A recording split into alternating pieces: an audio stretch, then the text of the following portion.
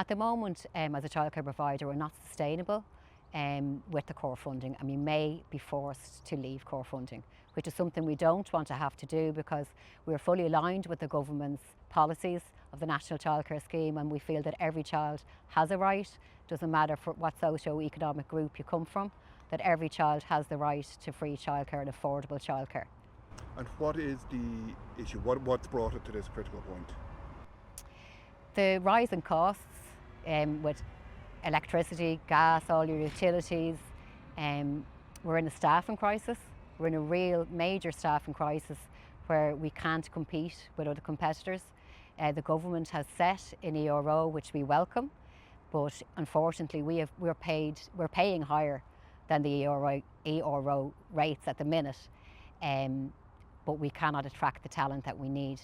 We're closing rooms on a weekly basis because we can't maintain ratios, and we need to be able to put childcare on the critical skills lists so that we can hire. I mean, this basically means you've a limited amount of money coming in, it's not enough money coming in, so you have to raise prices to your, to your 15% of our income is from core funding, and the other 85% is from parents' fees. We have been in a pay freeze since September 2022. We haven't raised our fees since 2019.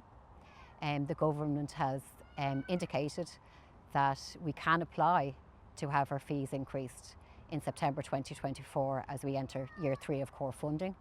But unfortunately, there's no mechanism for this. There's no time frame. So what we can do is we can apply to perhaps increase our fees, but there's no indication and there's no time frame if we're going to be allowed.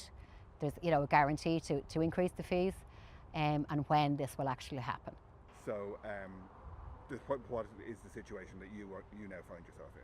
We find ourselves faced in a situation where we are going to have to pull out of core funding because the 3.5% just isn't enough to basically to pay for the rising costs. And the reality of the situation is that because of the staffing crisis and retention issues, we will have to close our doors. We won't be able to offer the spaces because we won't have staff to actually open our doors. Colin, what is it that you want the government or the minister to do? We're calling on the government for a clear timeline to tell us if and when we can increase our fees in order to keep our doors open and keep providing the quality service we do for the children. My daughter is, Sky is with Tigers Childcare. Sky is in Tigers the past 2 years, which has given me the opportunity to go back to work and provide for myself and my daughter.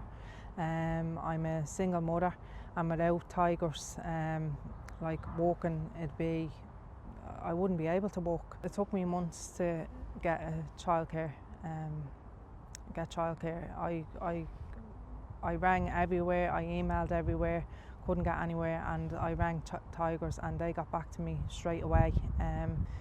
They understood my circumstances, they understood the pressure that I was under, and I feel that they went out of their way to accommodate me, and I just happened to ring at the right time, and I'm very grateful.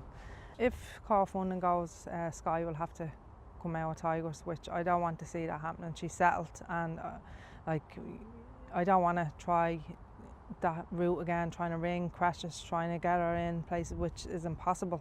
It's absolutely impossible. If Tigers Childcare goes private, I won't be able to afford the 35 to 40% increase.